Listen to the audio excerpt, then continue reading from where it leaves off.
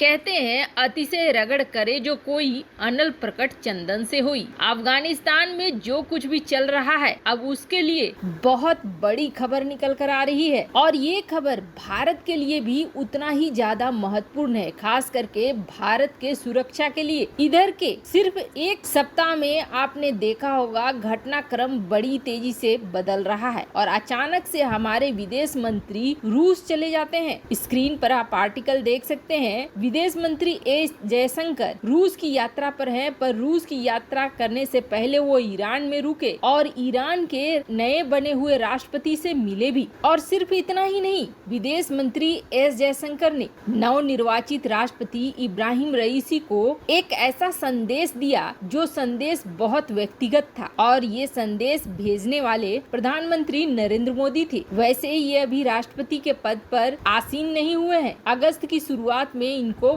पद का भार दिया जाएगा। एस जयशंकर की इस ट्वीट में आप देख सकते हैं कि उन्होंने नरेंद्र मोदी के पर्सनल मैसेज को दिया रईसी को। इस मैसेज को लेकर खुलासा नहीं किया गया, पर इसके तुरंत बाद विदेश मंत्री रूस के लिए निकले। ये सब कुछ हो रहा है अचानक से और बड़ी तेजी से। इसके पीछे एक बड़ी वजह है। इस मैप को ध्यान से देखिए आप। इस मैप में ये जो इलाका है, ये इलाका कहलाता है नॉर्दर्न अफगानिस्तान और यही वो दरवाजा है जहां से तालिबान कश्मीर में घुस सकता है और तालिबान रूस तजाकिस्तान में घुस सकता है। जिस तरीके से अमेरिकी बलंडर के बाद अमेरिकी सेना के हथियार मिल रहे हैं, टैंक मिल रहे हैं, गाड़ियां मिल रही है और जैसे अफगानी सेना सीधे समर्पण कर दे रही है तालिबान के सामने, उन्हीं को ये अपने सेना में भर्ती कर रहे हैं और बड़ी तेजी से संख्या को बढ़ाते जा रहे हैं। अगर ऐसा ही कुछ चलता रहा तो इसका सीधा मतलब ये हो गया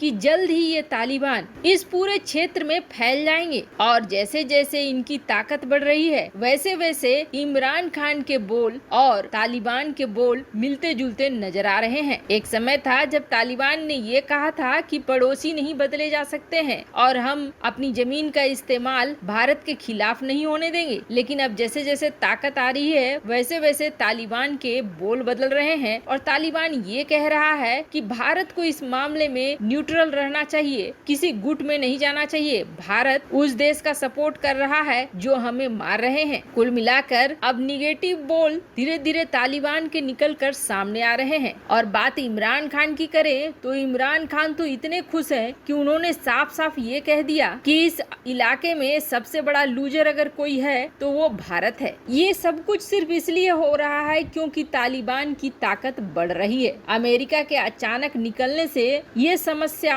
खड़ी हुई है, लेकिन अब इस समस्या का समाधान भी निकल कर आ रहा है और वो भी तगड़े वाला समाधान। आपने रूस के विदेश मंत्री की ये बोल जरूर सुने होंगे जिसमें उन्होंने कहा था कि अफगानिस्तान में हालात तेजी से बदल रहे हैं और खराब होते जा रहे हैं। जल्द ही यहाँ अगर हालात को नहीं कंट्रोल में किया गया तो यहाँ ISI के लड़ाके बढ़ने लगेंगे और ये इस पूरे इलाके के लिए किसी बड़े खतरे से कम नहीं है। साथ ही रूसी विदेश मंत्री ने अमेरिका को भी लताड़ लगाई थी कि जिस तरीके से अमेरिका सब कुछ छोड़ छाड़ कर भागा, उसने इस पूरे सिचुएशन को और भी ज्यादा गंदा कर दिया है। पर अब यहाँ वही चीज फॉर्म हो रही है जो चीज 1996 में हुई थी। यहाँ तजिकिस्तान में एक बेस है और ये बेस है रूस का। रूस ने अब इस बेस को कर दिया है एक्टिवेट। यहाँ पर लड़ाकू हेलीकॉप्टर्स उतारे जाने लगे हैं और रूस अपने सैनिकों को भी उतार रहा है, पर अब इसमें भारत की भी भागीदारी होगी। दरअसल 1996 में जब तालिबान बहुत चरम पर था तब इंडिया,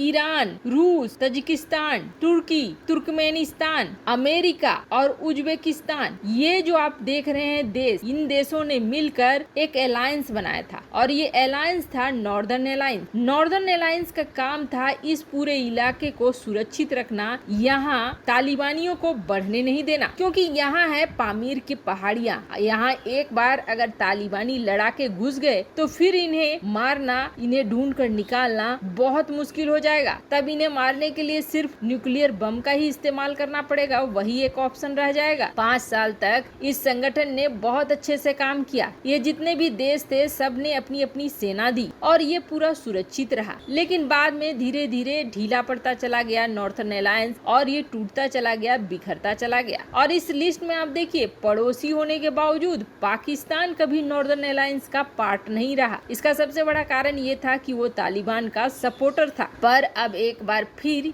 ये बात उठ रही है कि नॉर्दर्न अलायंस बनाया जाए और इस नॉर्दर्न अलायंस में भारत को भी शामिल किया जाए। अब इस नॉर्दर्न अलायंस में कौन कौन होगा? इसमें भारत होगा, रूस होगा, बाकी देश हो या ना हो, अमेरिका भी होगा। ये 3 देश होंगे जो साथ आएंगे अफगानिस्तान में सुरक्षा और शांति बनाए रखने के लिए। अब आप देखिए, ये बात ऐसा नहीं है कि भारत कह रहा है या रूस कह रहा है, ये अमेरिका के टॉप कमांडर्स कह रहे हैं कि हमसे हालात नहीं सुधरे, हमारे घर में भी इस तरह का दबाव बनने लगा कि अपने सैनिकों को बुलाओ, हम दूसरे देश में क्यों 20 साल से एक ऐसी जंग लड़ रहे हैं जो खत्म होने का नाम नहीं ले रही है, हम लोकतांत्रिक व्यवस्था को ठीक नहीं कर पा रहे हैं, तो अब हमें साथ चाहिए रूस का, भारत का, फिर से हम नॉर्दर्न अलायंस बनाएं और इस इलाके में तालिबानियों को बढ़ने से रोके। वैसे अकेले खुद भी अमेरिका एक एयरबेस की तलाश कर रहा है जिसके जरिए वो अफगानिस्तान में तालिबानियों को ठोक सके। पर अब बड़ी बात यह है कि जिस तरीके से भारतीय विदेश मंत्री पहुंचे हैं रूस, ईरान होते हुए, अब ये इलाका एक बार फिर से नॉर्दर्न अलायंस के लिए जिंदा हो रहा है। और अगर ये नॉर्दर्न अलायंस जिंदा हो जाता है, जो होना ही पड़ेगा, ऐसा इसलिए क्योंकि